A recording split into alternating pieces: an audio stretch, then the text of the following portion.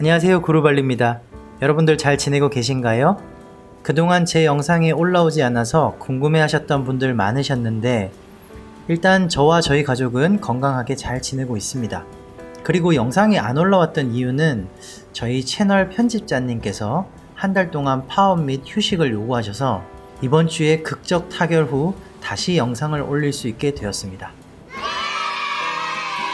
오랜만에 궁금하실 것 같아 일단 현재 인도네시아 코로나 상황을 먼저 전해드리겠습니다. 일단 오늘 10월 4일을 기준으로 인도네시아 상황은 1일 확진자 수 3,992명, 인도네시아 전체 누적 확진자 수 30만 3,498명, 누적 사망자 11,151명입니다. 발리는 1일 확진자 수가 111명이고요. 누적 확진자 수는 9,365명, 그리고 사망자 수는 291명, 현재 치료 중인 확진자 수는 1,258명입니다. 매체로 소식을 접하신 분들은 아시겠지만 9월 11일을 이후로 외국인 관광객을 받겠다던 발리의 꿈은 산산조각이 났습니다. 이젠 정말 언제 발리가 다시 외국인 관광객을 받을 수 있을지 기약이 없어 보입니다. 8월 말부터 발리 코로나 확진자가 폭증하고 있는 상태고요. 그래프로 보시다시피 3월 첫 확진자 발생 이후로 확진자가 소규모로 발생하고 있던 상태였는데 7월부터 내국인 관광객을 받기 시작하면서 조금씩 늘기 시작해 현재는 1일 평균 100명 이상의 확진자가 꾸준히 나오고 있습니다. 또 하나 걱정스러운 점은 발리에서 코로나로 인한 사망자가 급격히 늘어나고 있다는 점입니다. 7월에 마지막으로 전해드릴 때만 해도 발리 코로나 사망자는 27명이었으나 현재 10월 4일을 기준으로 291명입니다. 갑자기 8월 말부터 사망자가 폭증했는데요. 이렇게 폭증하게 된 이유에 대해서 발리 정부는 아마도 사회적 거리두기를 그동안 잘 지키고 있다가 오랜만에 만나 뵙지 못한 부모님이나 조부모님들을 만나 뵙기 위해 고향을 방문하면서 이 노령층에게 코로나가 많이 퍼져서 그런 것 같다라는 말을 하기도 했는데요. 과연 그럴까라는 의문이 들기도 하고요. 얼마 전에도 갈룽한 꾸닝한 이 발리 명절이 있었는데 크게 이동을 제한한다거나 그러지는 않았습니다. 또한 발리에서 격리가 가능한 병원이 이미 포화 상태에 이르면서 중증 환자가 생겨도 더 이상 받지 못하는 점도 아마 한 이유가 될 것 같습니다. 그리고 예상하시는 분들도 있겠지만 이러한 숫자가 100% 정확하지 않을 수도 있는 것이 우리나라도 그렇지만 무증상 감염자 숫자가 워낙 많다 보니까 우리 주변에 감염된 사람들이 있다 하더라도 사실 발열이나 기침 증상이 없다면 굳이 병원에 가지도 않고요. 그리고 검사 수 자체가 그렇게 많지 않은 것도 그 이유가 될 수 있을 것 같습니다. 그리고 올해 연말에는 인도네시아 전국 지방선거가 열릴 예정인데요. 그래서 캠페인 기간 동안에 사람들이 많이 모일 것이 분명해 보이고 선거 당일에도 우리나라처럼 방역 절차를 잘 준수하면서 선거를 치를 만한 능력이 없기 때문에 선거 이후에는 아마 확진자 숫자가 폭발적으로 늘어날 가능성도 배제할 수 없어 보입니다. 정말 이래저래 인도네시아 정말 걱정입니다. 제가 이번에 자카르타에 갈 일이 있어서 레피드 테스트를 받아봤는데요. 자카르타를 가려면 레피드 테스트를 받아야 돼요. 그래서 그 에어아시아랑 같이 일을 하는 병원이 있더라고요. 그래서 그 병원에 와서 레피드 테스트를 지금 받으러 왔습니다. 항공사와 연계된 병원에서 저렴한 가격 95,000 루피아에 받을 수 있었습니다.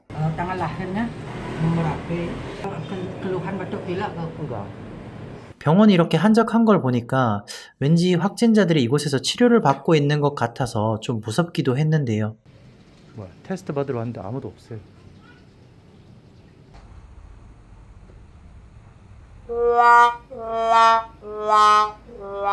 레피드 테스트는 이렇게 임신 테스트기처럼 손가락에 바늘을 찔러서 나오는 피로 검사를 하는 거였습니다. 결과는 30분이면 나와서 이 결과지를 가지고 비행기에 탑승할 수 있었습니다.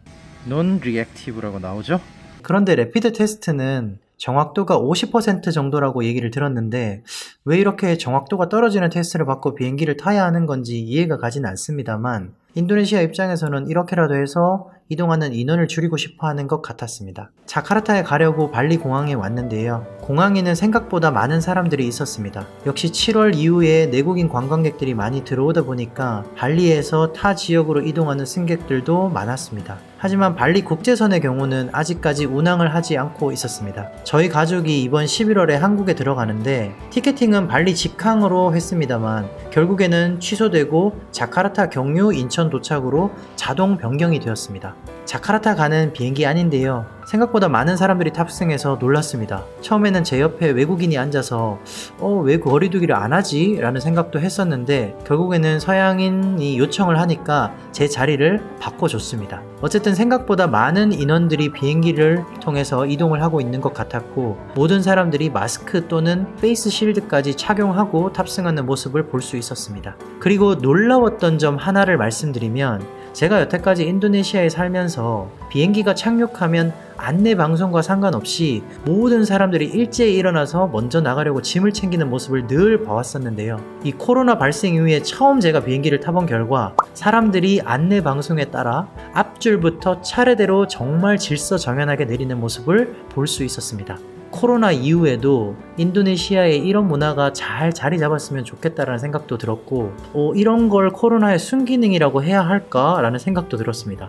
손도 잘 씻고 질서도 잘 지키고 그리고 차도 안 막히는 이런 현상을 보면 좋은 점이 있긴 있구나라는 생각이 많이 들었습니다.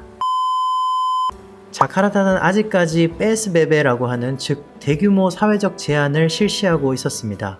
현재는 10월 11일까지 연장이 되어 있는 상태인데요.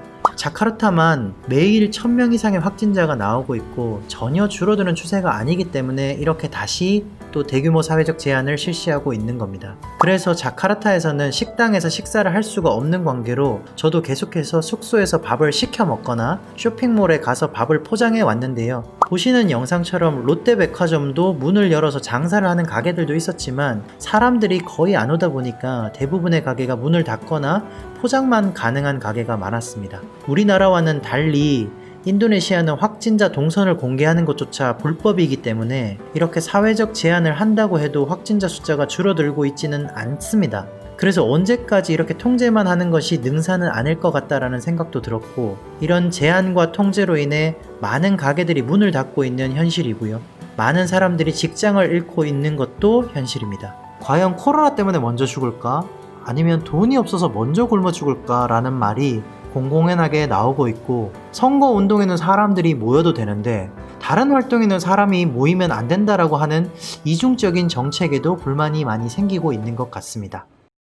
그리고 제 유튜브나 블로그에 이렇게 질문해 주셨던 분들이 좀 있으셔서 제가 답변을 좀 해드리려고 준비를 했는데요. 먼저 첫 번째 질문은 발리에서 신규로 키타스 비자 또는 이타스 비자를 받을 수 있나요? 라는 분들이 계셨습니다.